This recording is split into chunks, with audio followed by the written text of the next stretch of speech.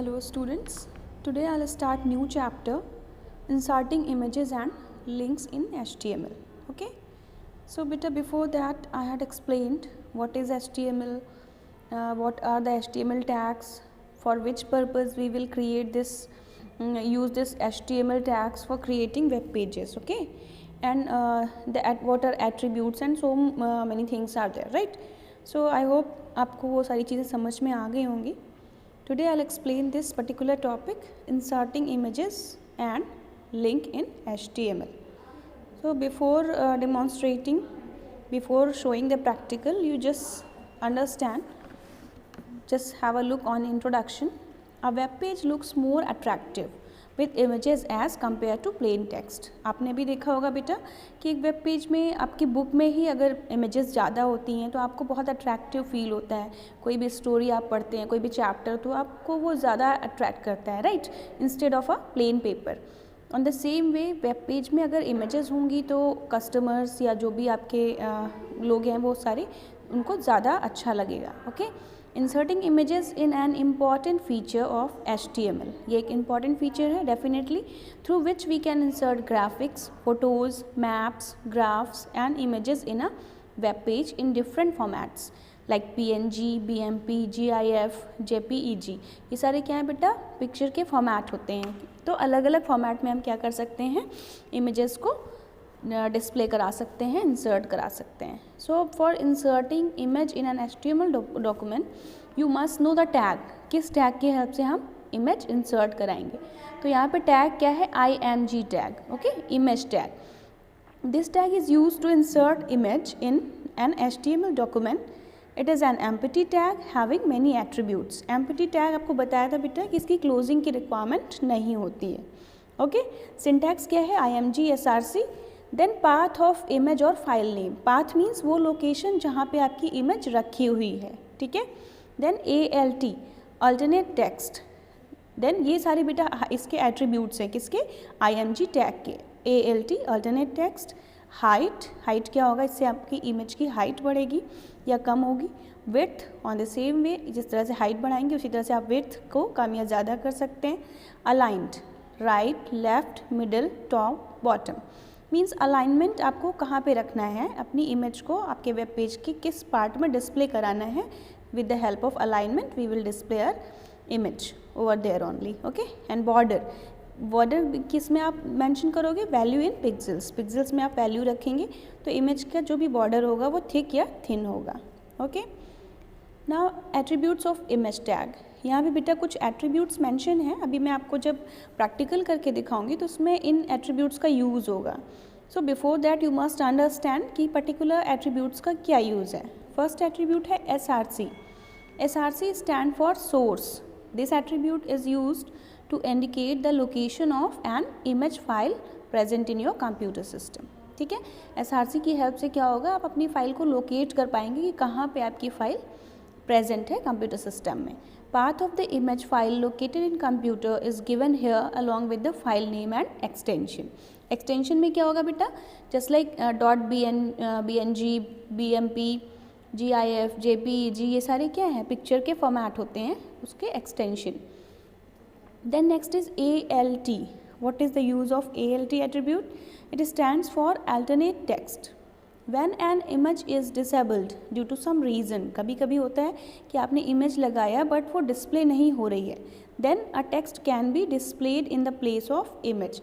Suppose बेटा आपने ताजमहल की कोई पिक्चर लगाई, ठीक है, ताजमहल की पिक्चर डिस्प्ले नहीं हो रही है, तो आप क्या चाहते हैं कि अल्टरनेट टेक्स्ट वहाँ पर डिस्प्ले हो, इंस्टेड ऑफ योर इमेज कोई टेक्स्ट वहाँ पर डिस्प्ले हो, तो आपको क्या यूज़ करना पड़ेगा, ALT attribute. Okay, as the attribute value you need to type the text that you want to display in the place of image. ठीक है, आपको वो पर्टिकुलर एट्रीब्यूट वैल्यू देनी पड़ेगी जो भी आप टेक्स्ट वहाँ पे चाहते हैं कि इमेज की जगह पे डिस्प्ले हो. Next attribute is height. This attribute defines the height of an image to be displayed in a web page. Its value can be defined in pixels or percentage. ठीक है, परसेंटेज या pixel के format में आप height mention कर सकते हैं. उसी तरह से आप क्या कर सकते हैं, विड्थ भी मेंशन कर सकते हैं in the form of pixel and percentage. Align, This attribute is used to align the image to the top, bottom, left, right or middle of the web page. Okay. And last is border. This attribute is used to set the width of the border of an image. Okay. तो ये सारी चीज़ें मैंने display कर दी, आपको explain कर दी बेटा। अब आपको क्या मैं सब दिखाने जा रही हूँ, डिमॉन्स्ट्रेशन प्रैक्टिकल, कि आप किस तरह से कोड को टाइप करेंगे और रन कराएंगे और आपका आउटपुट डिस्प्ले करेगा। ओके ओके बेटा, here I will show how to insert an image. Okay, अभी मैंने आपको समझाया था कि इमेज टैग का क्या रोल होता है और उसके एट्रीब्यूट्स क्या क्या हैं। ठीक है, तो यहाँ पे मैं आपको डिस्प्ले कराने जा रही हूँ how to insert an image. Okay, in a to a web page और in a web page. Okay बेटा, नाउ सी, ये मैं डिलीट कर दे रही हूँ, ये मैंने सिर्फ आपको दिखाने के लिए लिखा था। Okay, now as usual we will start with HTML। बेटा मेरी टाइप करने से पहले क्या करना है, आपको खुद से बोलना है HTML, then head, then title. Title के बाद हम क्या करते हैं, yes we have to write title inside the title opening and closing. So मैंने टाइटल क्या दिया यहाँ पे, inserting image. Okay, and title close, yes. Now after title what we have to write, we have to close head. Very good. Okay, after that we will start body tag, body, then you just write whatever you want to display inside the body and here we will display image, right? तो मैंने आपको image का tag बताया था img src is equals to, अब आपको double quotes में क्या देना है, आपकी इमेज पे जाना है। yes, जहाँ भी आपकी इमेज रखी हुई है बेटा, जो भी इमेज आप डिस्प्ले कराना चाहते हैं, ओके, जस्ट क्लिक। ठीक है, आपने क्या किया, पर्टिकुलर इमेज यहाँ से आप सेलेक्ट कर लो, कोई भी आपको इमेज चाहिए, any one.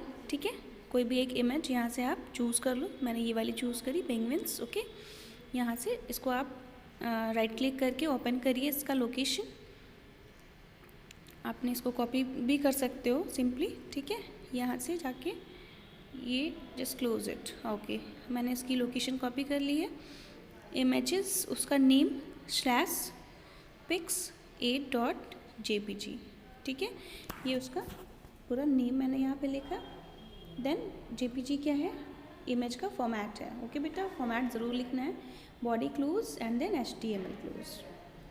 After closing HTML, okay मैंने यहाँ पे बंद नहीं किया, yes close it properly. Angle brackets आप भूलेंगे नहीं, सारे एंगल ब्रैकेट्स आपको चेक करने हैं। इसके पहले मैं एक हेडिंग दे देती हूँ बेटा कि ये क्या, H2 अपने H1 से H6 तक रेंज की हेडिंग लेवल्स देखे थे। ठीक है, मैंने यहाँ पे H2 हेडिंग लेवल लिया है।